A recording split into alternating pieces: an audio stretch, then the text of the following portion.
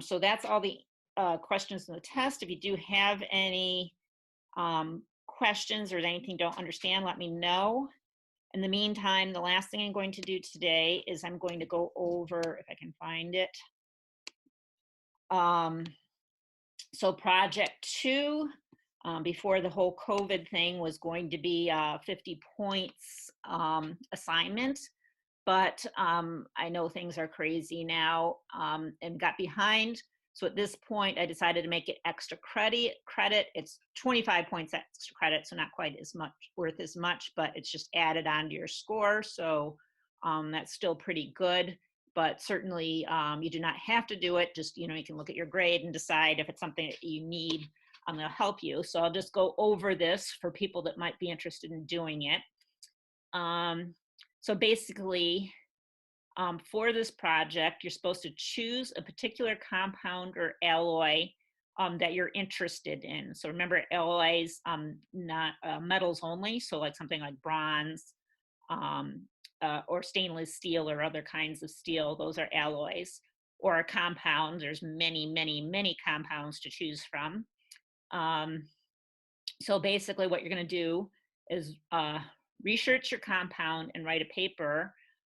So it's going to be 3 pages and 12-point double spaced, so that you know like what 3 pages is in terms of font size. And you must have a minimum 4 sources. I didn't emphasize this on the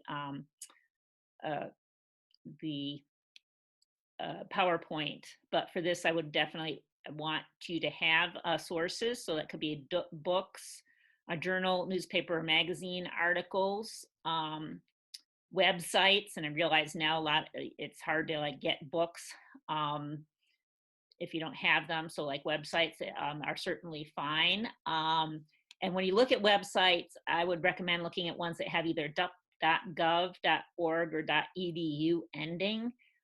So sometimes if you see private companies like .com, they maybe have biased information. I'm not saying that you shouldn't do that, because sometimes like if a company is manufacturing something, they'll have very useful information, but also be aware that they may be biased, particularly in things like whether the thing that they're dealing with is safe. They're obviously going to tell you it's safe, even if it isn't. And you actually might want to, that would be something to look into too. You could still quote a source like that, but then look at another source that maybe has different information. So that would actually be an interesting thing to do, and that would count. But if it is something that seems like it's biased information, make sure you have a source that seems to be kind of countering that.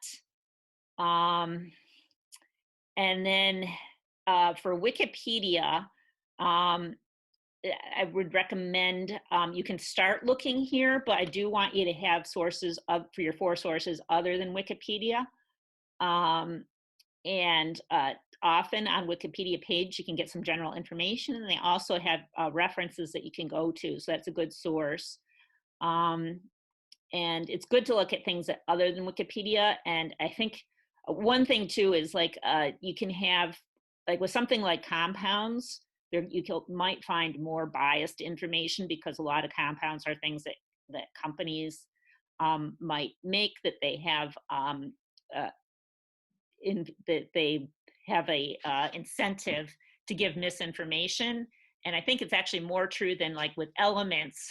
People don't really give misinformation about elements because there is no real need to. It's not like you're going to make money off of lying about it, whereas sometimes with compounds that might be the case. So just be aware of that when you're doing your research. And I think that's also a good idea in general, to just like be aware when you're doing research. Some things are more controversial than others. So if you're like writing about climate change, you can find all kinds of misinformation. If you're, looking up like the properties of hydrogen, you're probably not, because nobody like makes any money off of writing information about that.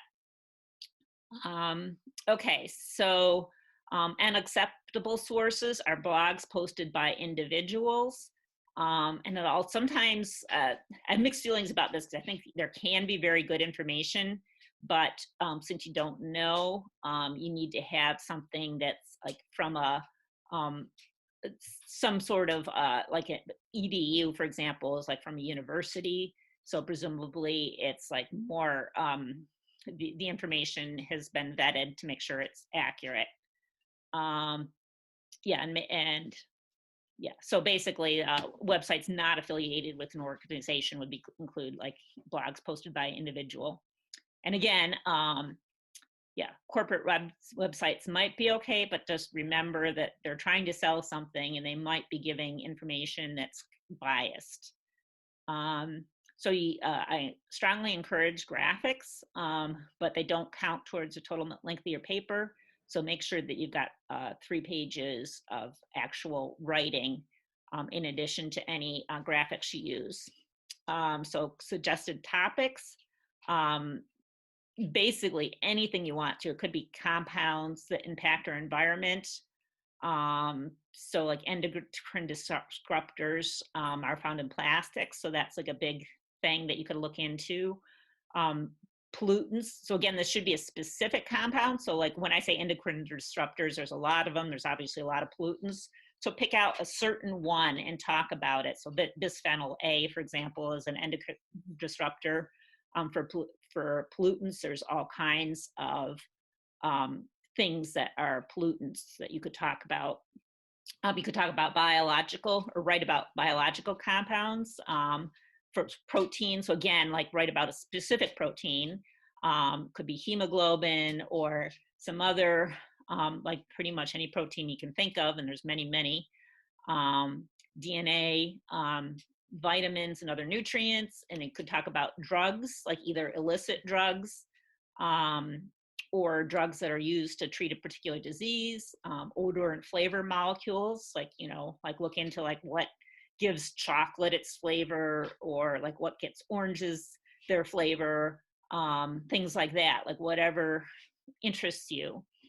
We could talk about industrial chemicals, or chemicals that we use every day. Like you can look under your sink and see like, you know, like what chemicals are there, or even things like Teflon that's like coats pans.